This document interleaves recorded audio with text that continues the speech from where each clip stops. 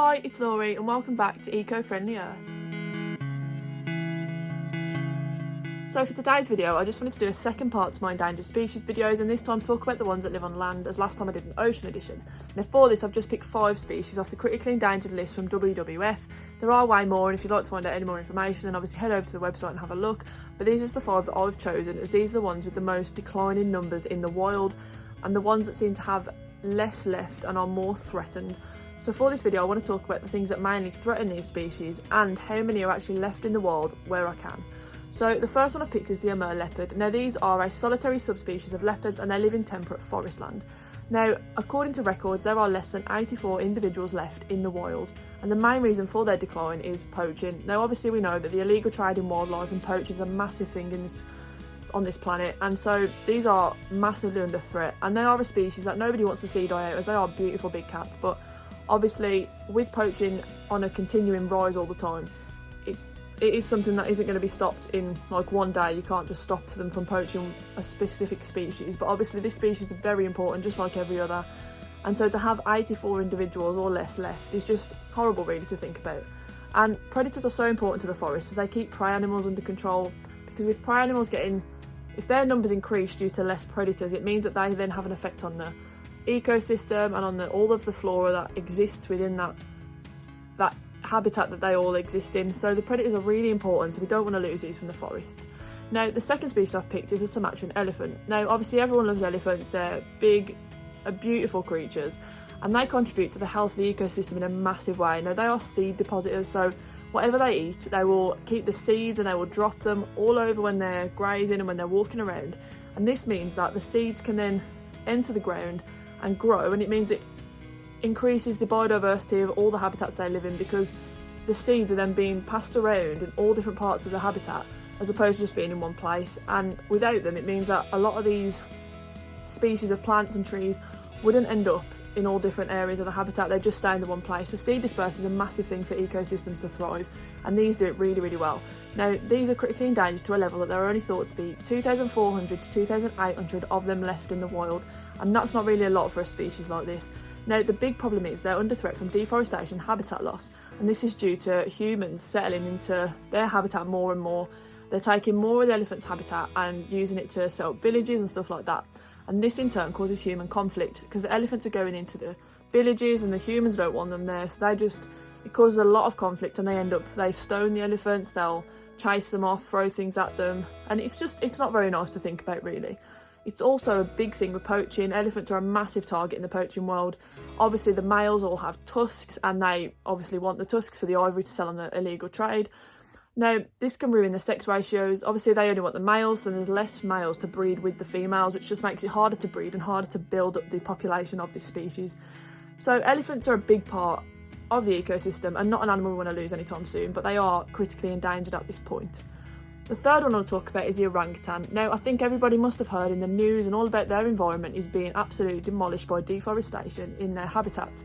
Now they live in obviously woodland, forest land, amongst the trees. They are swinging about, and they have a really, really important job in the forest. Like elephants, they are seed dispersers, so when they eat fruits and they eat stuff off the trees, they will then drop the seeds all over the forest when they're swinging about and travelling from one place to another. And as they do this, it increases the biodiversity of the forest, because all of these trees and seeds and plants are all then being able to grow in all different areas of their habitat. It's not just the one area.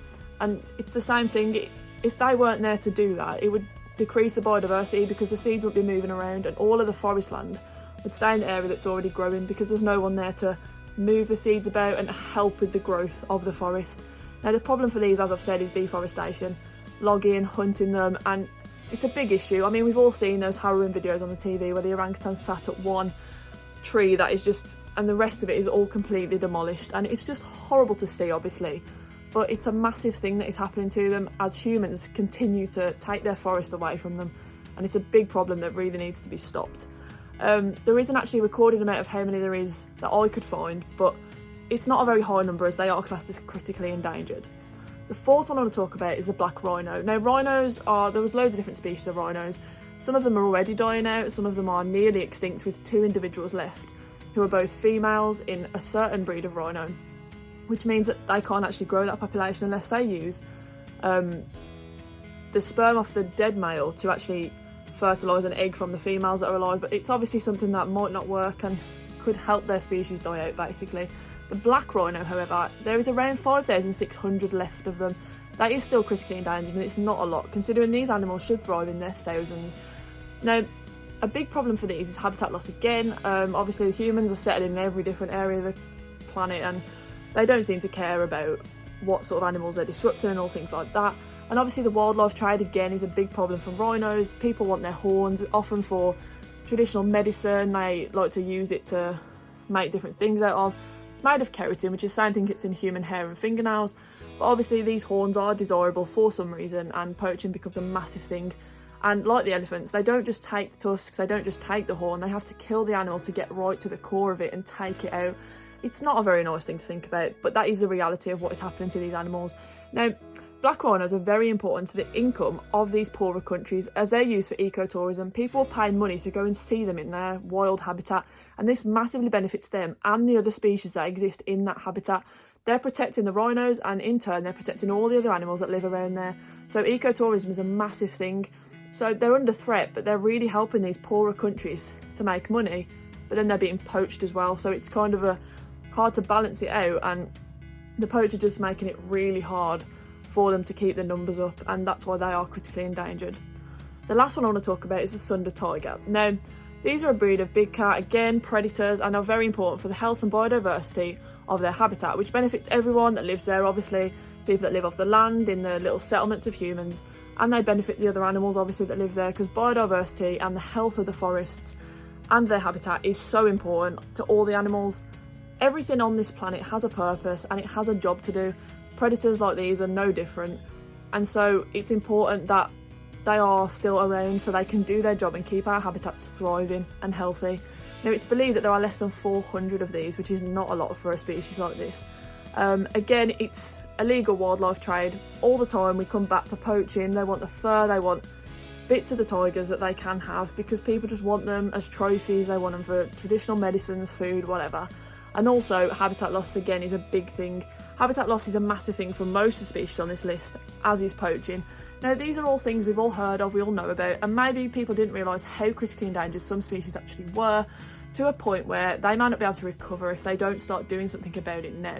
Now, obviously stopping poaching isn't something that can be done overnight, as well as habitat loss, deforestation and human settlements into these guys' habitats, but it's something that we're trying to work on, and there's so many conservationists out there that are trying so hard to protect these animals, and we can only hope that people will start to live their lives differently in order to try and stop this and try to make this planet better for animals and humans alike, because without them we wouldn't thrive as a species either. So thank you for watching. I hope you've learned something new today, and as always, do your bit to save the planet.